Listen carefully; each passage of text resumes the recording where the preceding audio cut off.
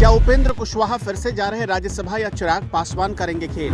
उपेंद्र कुशवाहा की चुप्पी और चिराग पासवान की सक्रियता ने बढ़ाया सियासी ताप। एनडीए में तालमेल की परीक्षा, उपेंद्र कुशवाहा और चिराग पासवान आमने सामने। राज्यसभा समीकरण में उपेंद्र कुशवाहा और चिराग पासवान बने निर्णायक चेहरा।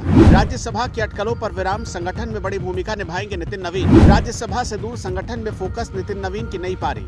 भारत निर्वाचन आयोग ने राज्यसभा की 37 सीटों पर चुनाव का कार्यक्रम घोषित कर दिया है। इसके साथ ही बिहार की राजनीति में हलचल तेज हो गई है। अधिसूचना 26 फरवरी को जारी होगी, जबकि 16 मार्च को सुबह 9 बजे से शाम 4 बजे तक मतदान और उसी दिन शाम 5 बजे से मतगणना होगी। बिहार से जिन 5 सांसदों का कार्यकाल 9 अप्रैल को समाप्त हो रहा है, उनमें अमरेंद्र धारी सिंह, प्रेमचंद गुप्ता, उपेंद्र कुशवाहा, रामनाथ ठाकुर और हरिवंश नारायण सिंह शामिल हैं। ऐसे में ये चुनाव सिर्फ औपचारिक प्रक्रिया नहीं, बल्कि सत्ता और विपक्ष की ताकत का सबसे बड़ा इम्तिहान बनने जा रहा है। बिहार विधानसभा की कुल 243 सीटों के आधार पर राज्यसभा की एक सीट जीतने के लिए 41 विधायकों के समर्थन की आवश्यकता होती है। कुल विधायकों की संख्या को 6 से भाग देने पर 40.5 का आंकड़ा आता है, जिसे पूर्णांक में 41 माना जाता है। इसी गणित ने सियासी रणनीति को धार दी है।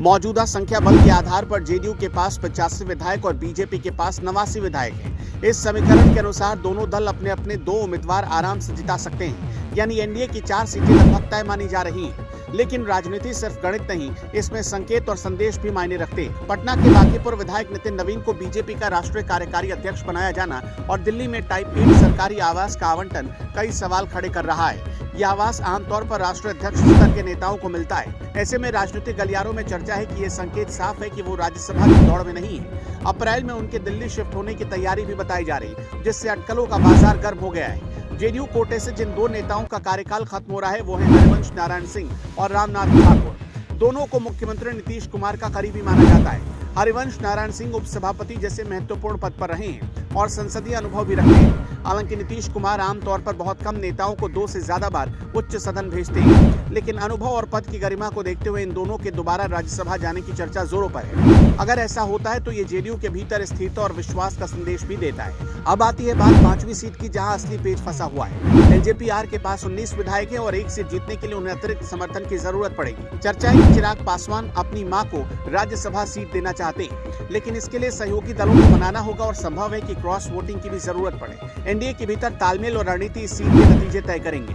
अगर सहयोगी दल एकजुट रहेंगे तो समीकरण आसान हो सकता है, लेकिन जरा सी चूक सियासी तस्वीर बदल सकती है। वहीं महागठबंधन की स्थिति भी कम दिलचस्प नहीं है। राजद, कांग्रेस, वामदल और अन्य सहयोगियों को मिलाकर कुल 41 विधायक होते हैं, यानी अगर पूरी एकजुटता बनी रहती है तो एक सीट निकाल सकते हैं, लेकिन इसके लिए एक एक वोट की अहमियत होगी। ये चुनाव तेजस्वी यादव के नेतृत्व की परीक्षा माना जा रहा है। क्या वो अपने सहयोगियों को एकजुट रख पाएंगे? क्या क्रॉस वोटिंग से बचा जा सकेगा? ये सवाल चुनाव परिणाम से पहले ही चर्चा के केंद्र में।